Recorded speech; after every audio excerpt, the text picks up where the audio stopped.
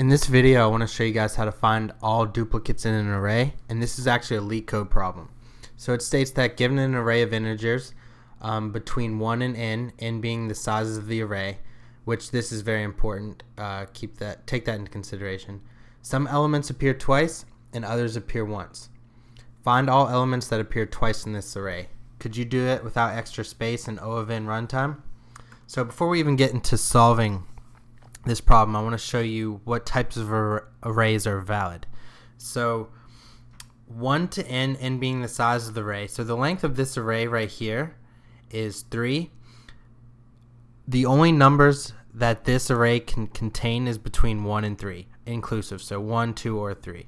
Array 2, the length of this is 4. 1, 2, 3, 4. This can contain numbers between 1 and 4, but doesn't have to contain, say, every number between 1 and 4. So for example, array 2 has 1, 2, 3, 3. Array 3, the length is 4. It can contain numbers between 1 and 4, and it skips 2 and 3 because it doesn't have to contain them, it just can. And array 4 is length 4, and it's 1, 2, 1, 2. So what would be invalid is, say, if array 1 length 3 had the integer 4 inside of it. So the answers to these problems, the duplicates in the array, this would be an empty list because obviously there's no duplicates in this list. For array 2, the answer would be 3 because 3 appears twice, no other numbers appear more than once. Array 3, 1 appears twice but also 4, so the answer would equal to 1 comma 4. And array 4, 1, 2, 1, 2, 1 and 2 both appear twice, 1 and 2. So there's a few different ways we could go about solving this. Obviously they want us to do it without extra space and in O of n runtime. The brute force method would be to say take for example array 1 is to use a nested for loop. What we would do is we would take, for the very first for loop, we would take 1, and then for the second for loop, or the nested for loop, we would iterate throughout the rest of the array, 2 and 3, and check to see if it was equal to 1, and then we would go to 2, and then we'd iterate through the rest of the array as well. But that is O of n squared runtime. So that wouldn't work. And another way we could do it is we could use a hash map, but that would require extra space, so that wouldn't be valid either. So the way we're going to do this without extra space and linear runtime is we're going to loop through our input array, and which in this case it's A, and we're going to modify it. So this right up here that's circled in red, like I said before, is essential to this problem. What you'll notice is that the value of each element -1 is also a valid index within this array. So the length of the array is 6 if we count 1, 2, 3, 4, 5, 6.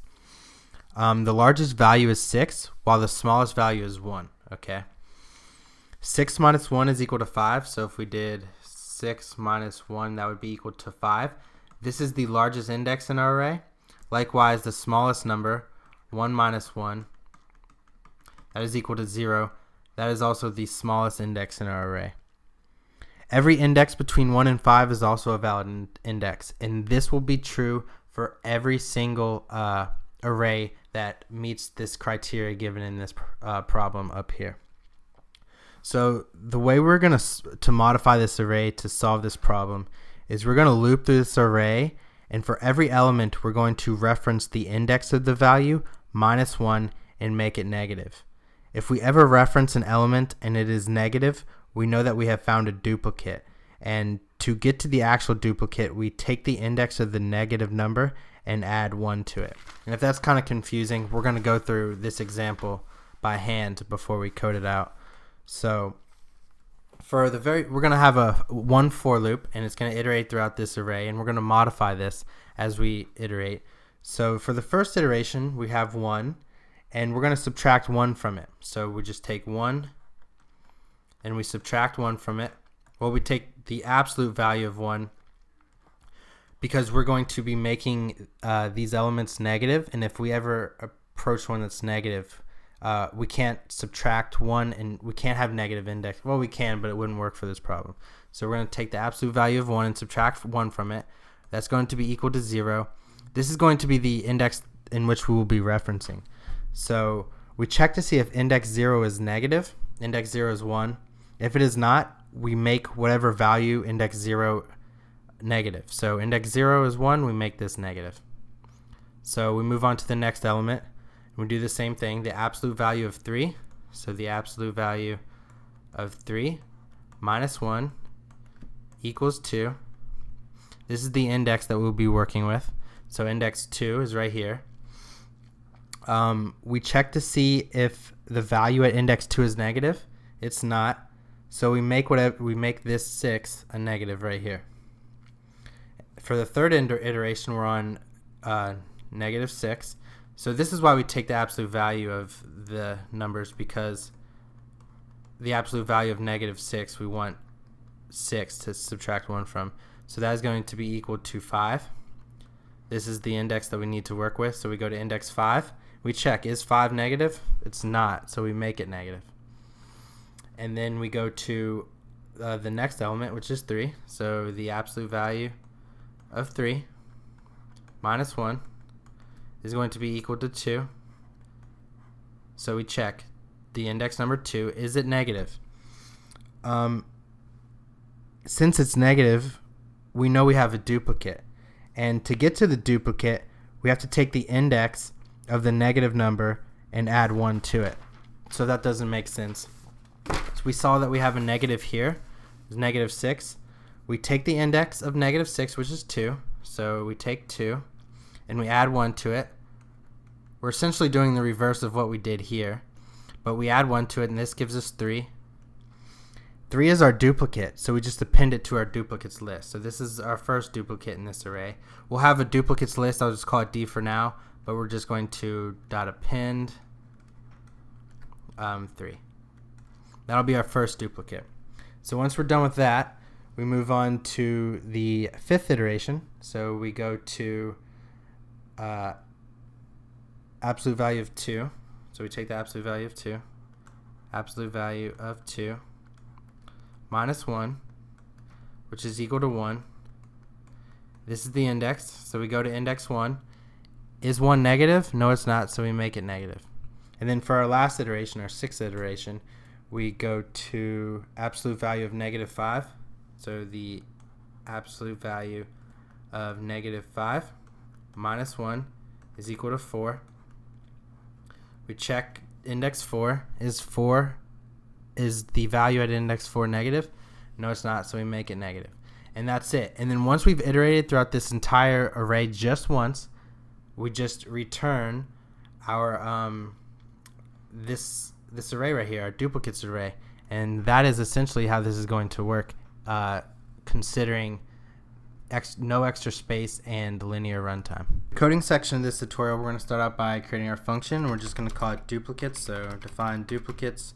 This function is going to take in our input array, and I'm just going to call it num array. So num array. The next thing we need to do is we're going to create a duplicate array, and this array is going to be the array that holds all our duplicates from our input array. So duplicates array is equal to an empty list for now. Next, we need to iterate throughout our input array. So I'm just going to say for num and num array. What we need to do is we need to find the index that we need to be referencing. And just like the whiteboard, the way we did it, so I'm just going to create an index variable, is we took the absolute value of the current number or the current element that we were on, and we subtracted 1 from it. And then we check to see if that index, we check that index and check to see if that number was negative. So that's what we're going to do here. We're just going to say if the num array of the index, so if the current element that we're referencing is less than 0, what we're going to do is we're going to append index plus 1 to find our duplicate to our duplicate array. So we're just going to say duplicate array dot append, and we're going to append index plus 1. And then from here, we're just going to make that current element negative. So we're just going to say num array of index.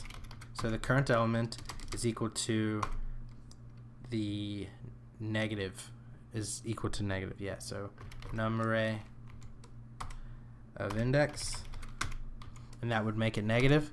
And from here we're done. We've iterated throughout the first array. We've changed it in linear time, and then what we do from here is we just return our duplicate array. So return the duplicate array. So let's test it. We're just gonna print duplicates, so duplicates, and we're gonna pass it array. We'll just say 1, 2, 2, 3, 4, 5. The length is 6. Yeah, so the largest number in our list can be 6. So this is valid. We'll run it. So the only duplicate in our array is 2. Say we did 1, 2, 2, 3, 4, 4, 5, and if we ran this, it would give us the duplicates of 2 and 4. And that's how you solve that problem. I hope that you learned something, and if you did, I would appreciate it if you liked, commented, and subscribed.